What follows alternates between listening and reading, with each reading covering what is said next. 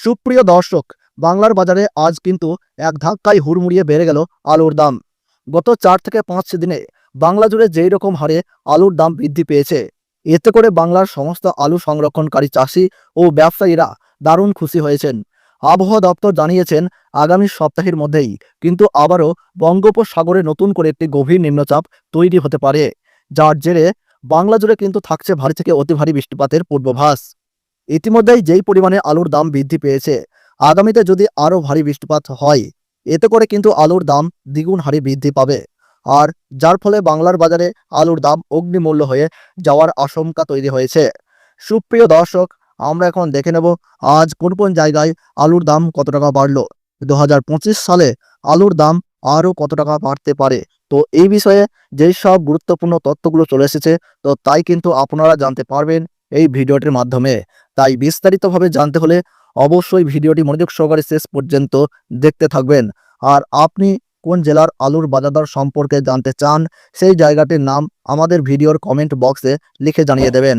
আর আমাদের ইউটিউব চ্যানেলটিকে সাবস্ক্রাইব করে পাশে থাকা বেল আইকনটিকে প্রেস করে রাখবেন। তাহলে চলুন এক নজরেই দেখে নেওয়া যাক। আজ উত্তরবঙ্গ থেকে শুরু করে দক্ষিণবঙ্গের প্রত্যেকটি ইউনিটগুলিতেই আলুর বস্তাপতির দাম কিন্তু 70 থেকে 80 টাকা পর্যন্ত বেড়ে গিয়েছে। গত এক সপ্তাহ ধরে উত্তরবঙ্গের পাশাপাশি দক্ষিণবঙ্গের প্রত্যেকটি জেলাতেই দফায় দফায় বৃষ্টিপাতের জেরে খেতে থাকা সমস্ত শাকসবজি ফসল প্রায় নষ্ট হয়ে গিয়েছে।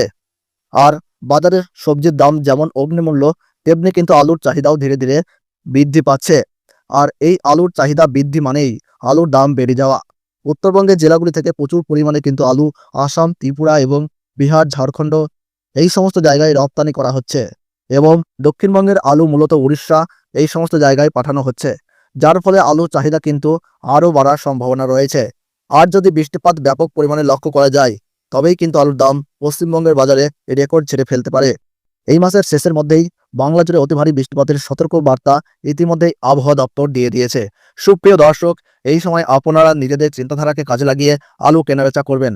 অন্যের কথায় পা দিয়ে আপনারা লস খেতে যাবেন না। যে কোনো কিছু সিদ্ধান্ত নেওয়ার আগে বেশি করে ভেবে নেবেন, তারপরেই কিন্তু আলু কেনাবেচা করবেন। আর এতেই কিন্তু আপনার মঙ্গল হবে। আর এই ছিল আজকের আলুর বাজার দর সম্পর্কিত সর্বশেষ আপডেট। এইরকমই আলুর খবরাখবর পেতে হলে আমাদের এই ইউটিউব চ্যানেলটিকে সাবস্ক্রাইব করে রাখবেন। ধন্যবাদ।